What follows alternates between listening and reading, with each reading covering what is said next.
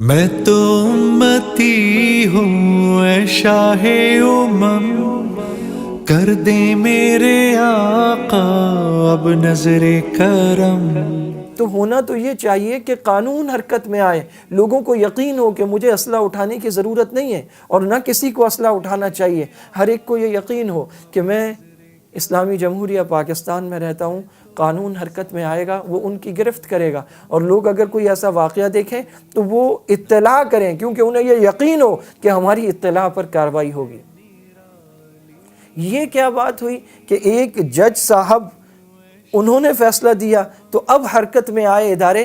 ان اداروں میں جو لوگ ملازم ہیں، جو ان کے افسران ہیں، جو ان کے بڑے اور نگران ہیں، وہ بھی تو مسلمان ہیں، وہ بھی تو پاکستانی ہیں، وہ بھی تو چاہتے ہیں کہ ملک میں امن و امان قائم رہے۔ انہیں کسی کے حکم کے انتظار کی ضرورت نہیں ہونی چاہیے، انہیں اپنے فرائض منصبی کو خود سمجھنا چاہیے اور آگے بڑھ کر ایسے برے لوگوں کے خلاف کارروائی کرنی چاہیے۔ اور پھر نوجوان، بڑے بوڑھے، چھوٹے، عورتیں، بچیاں جو سوشل میڈیا پر موجود ہیں، وہ ایسے موقع پر جذبات سے مغلوب ہو جاتے ہیں، وہ ایسے لوگوں کو گالیاں دیں یا برے القاب سے مخاطب کریں۔ اس کائنات میں اس سے بری کوئی بات ہے کسی انسان کے لیے کہ وہ گستاخ رسول ہو، وہ توہین رسالت کا مرتکب ہو؟ اب اگر آپ کسی جانور کے نام پر اسے کوئی برا بلا لفظ کہیں یا اسے کوئی گندی گالی دیں، اس کی ضرورت ہی نہیں ہے۔ آپ یہ کیوں کر رہے ہیں؟ کسی کی تصویر بنانا، اس پر 20 گالیاں لکھ دینا، کیا اسلام ہمیں یہ سکھاتا ہے کہ کوئی گستاخی کرے تو ہم اسے گالیاں دیں؟ گالیاں دینے کا تو اسلام نے کہیں بھی حکم نہیں دیا۔ ایسے لوگوں کو صرف تشت ازبام کیا جائے کہ یہ ہیں وہ لوگ اور یہ انہوں نے کیا ہے، اور اس پر بھی لکھا جائے نقل کفر کفر نباشد معاذ اللہ العیاذ باللہ۔ اللہ تعالیٰ ہم سب کو محفوظ رکھے۔ مسلمانوں کی اطلاع کے لیے بتا رہا ہوں کہ اس نے یہ کیا۔ اس کے بعد اسے کوئی گالی نہ دیں، اسے کوئی برا لفظ نہ کہیں۔ کائنات کی سب سے بڑی برائی اس بدباطن اور بدبخت کے ساتھ لگ چکی ہے کہ اس نے شان رسالت میں گستاخی کر کے اپنی دنیا، اپنی آخرت، اپنا سب کچھ اس نے برباد کر لیا ہے۔ تو جہاں ارباب اقتدار کو، ارباب منصب کو، اہل منصب کو آگے بڑھ کر اپنی ذمہ داریاں پوری کرنی ہیں، وہاں عوام کے فرائض منصبی میں بھی یہ شامل ہے کہ وہ بھی اخلاقیات کا دامن ہاتھ سے نہ چھوڑیں۔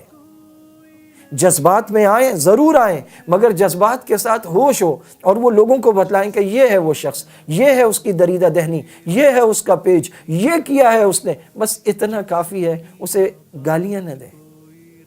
آپ اپنے اسلامی تعلیمات سے روح گردانی نہ کریں، لوگوں کو یہ نہ، اور پھر اس سے کیا ہوتا ہے، بہت سارے لوگوں کے جذبات اور ان کا ابال وہ گالیاں دے کر نکلتا ہے۔ تو اگر ان برے لوگوں کو گالیاں دے دیں گے تو گویا آپ نے محبت کا حق ادا کر دیا، آپ کے فرائض منصبی ادا ہو گئے۔ آپ یہ سمجھتے میں نے اس کو گالیاں دے دیں؟ ایسا شخص جو شان رسالت میں گستاخی کر رہا ہے، مسلسل کر رہا ہے، اس کے پیجز بنا رکھے ہیں، ایسے آدمی کو تو قانون پکڑ کر اگر اس کے ٹکڑے بھی کر دے تو یہ کم ہے۔ آپ کے گالیاں دینے سے کیا وہ حق ادا ہو جائے گا؟ نعوذ باللہ، نہیں ہو سکتا۔ تو ایسا کام نہ کریں جس کو کر کے، حالانکہ وہ کام بھی آپ غلط کر رہے ہیں، اور پھر آپ یہ سمجھیں کہ میں نے اپنا حق ادا کر دیا۔ نہیں، اس سے حق ادا نہیں ہوتا۔ جو صحیح قانونی طریقہ ہے اسے اختیار کیا جائے، ان لوگوں کی رپورٹ کی جائے، اور ہر وہ شخص جو کسی چینل میں بیٹھا ہے، آپ بھی تو امتی ہیں، آپ کوئی پروگرام چلاتے، آپ بھی تو امتی ہیں۔ ساری دنیا اس شخص کی عظمت کو سلام کر رہی ہے جس نے عدالت میں بیٹھ کر ایک فیصلہ دیا۔ آپ ایسا کیوں نہیں کرتے کہ آسمان کے فرشتے آپ پر بھی رشک کریں؟ اگر آپ اینکر ہیں تو، آپ صحافی ہیں تو، آپ قلمکار ہیں تو، آپ کوئی مضمون لکھتے ہیں تو، آپ کسی چینل کے مالک ہیں، آپ کو اللہ تعالیٰ نے جتنے دائرے میں اختیار دیا ہے، آپ کا بھی فرض ہے کہ آپ آگے بڑھیں اور بحیثیت امتی اس پر آواز اٹھائیں، اور آپ اداروں کو متوجہ کریں اور ارباب کو متوجہ کریں۔ کوئی افسر آپ کا جاننے والا ہے، کوئی پارلیمنٹیرین آپ کا جاننے والا ہے، آپ کا فرض بنتا ہے جہاں آپ اپنے ذاتی کام کے لیے اسے کال کر کے کہتے ہیں کہ جناب یہ میرا کام ہے، کر دیجئے، تو یہ تو ہر امتی کا کام ہے، یہ تو رسول اللہ کی حرمت کا سوال ہے۔ آپ کو چاہیے آپ اسے فون کریں اور کہیں کہ دیکھیں اللہ تعالیٰ نے آپ کو اس ادارے میں بٹھایا ہے جہاں آپ کی آواز سنی جا سکتی ہے، تو آپ کو وہاں پر بولنا چاہیے۔ شان رسالت میں گستاخی ہو رہی ہے۔ میرے بھائیوں، میرے دوستوں، یہ منصب ہمیشہ نہیں رہتے، یہ عمریں ہمیشہ نہیں رہتی، یہ کرسیاں ہمیشہ نہیں رہتی، لیکن یہ ایمان قبر میں ساتھ جائے گا۔ یہ کیسے دن آ گئے کہ اسلامی جمہوریہ پاکستان میں ہمیں مطالبہ کرنا پڑ رہا ہے کہ فلاں شخص گستاخی کر رہا ہے، فلاں پیجز دریدہ دہانی کے مرتکب ہو رہے ہیں، انہیں روکا جائے؟ وہ جو اس اسلامی ملک کے کرتا دھرتا ہے، یہ تو ان کا فرض منصبی ہے۔ جو فورسز پاکستان کا تحفظ کر رہی ہیں انہیں سمجھنا چاہیے کہ آپ صرف زمین کے ٹکڑے کا تحفظ نہیں کر رہے، زمین کا ٹکڑا تو دنیا کے ہر ملک کے پاس ہے، آپ اس ملک کا تحفظ کر رہے ہیں جس کی بنیاد لا الہ الا اللہ ہے۔ اگر اس کے نظریات کا تحفظ نہیں، کلمے کا تحفظ نہیں، تو یہ حفاظت اس میں کمی ہے، اس میں نقص ہے۔ آپ پورے کے محافظ ہیں اس پاکستان کے جس کے پاس قطع زمین بھی ہے، جس کے پاس افکار بھی ہیں، جس کے پاس نظریات بھی ہیں۔ محمد علی جناح نے جو قائد اعظم ہیں، بانی پاکستان ہیں، انہوں نے یہ بات واضح طور پر کہی تھی کہ ہم ایک الگ قوم ہیں، ہمارے نظریات، ہمارا کلچر، ہماری ثقافت الگ ہے۔ ہم ایک ایسا قطع زمین چاہتے ہیں جہاں پر ہم اللہ تعالیٰ کے حکموں کے مطابق اور رسول اللہ صلی اللہ علیہ وسلم کی شریعت کے مطابق زندگی گزار سکیں۔ ان کے خطابات میں، ان کی تقاریر میں واضح طور پر یہ باتیں موجود ہیں کہ ہم پاکستان کس مقصد کے لیے بنا رہے ہیں؟ اسلام کے نفاذ کے لیے بنا رہے ہیں۔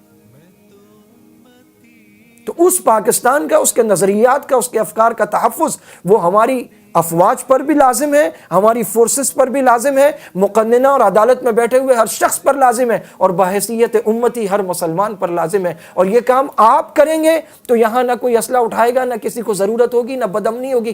سب یہی چاہتے ہیں کہ اس ملک میں امن ہو، یہاں قتل و غارت نہ ہو۔ یہ لوگ مسلمانوں کے جذبات کو آگ لگا کر، انہیں بھڑکا کر یہ ملک کا امن چھین لینا چاہتے ہیں۔ اب وہ امن آپ کے ہاتھوں میں ہے کہ آپ ان دریدہ دہنوں کو پکڑیں، نشان عبرت بنائیں، تاکہ آئندہ کوئی ایسا نہ کرے، مسلمانوں کے جذبات برانگیختہ نہ ہوں، کوئی خود آگے بڑھ کر وہ کام نہ کرے جیسے کل آپ کہیں کہ خلاف قانون ہے۔ خدا کے لیے اس ملک کے امن پر، اس کے عوام پر رحم کیجئے۔ پہلے یہ بڑا جل رہا ہے، ان ظالموں کو سزا دیجئے، ان ظالموں کو سزا دیجئے، انہیں پکڑیے، انہیں نشان عبرت بنائیے۔ جس کی نہ بات کوئی رب نے بھی ٹالی، نبیوں کے نبی تیری شان ہے۔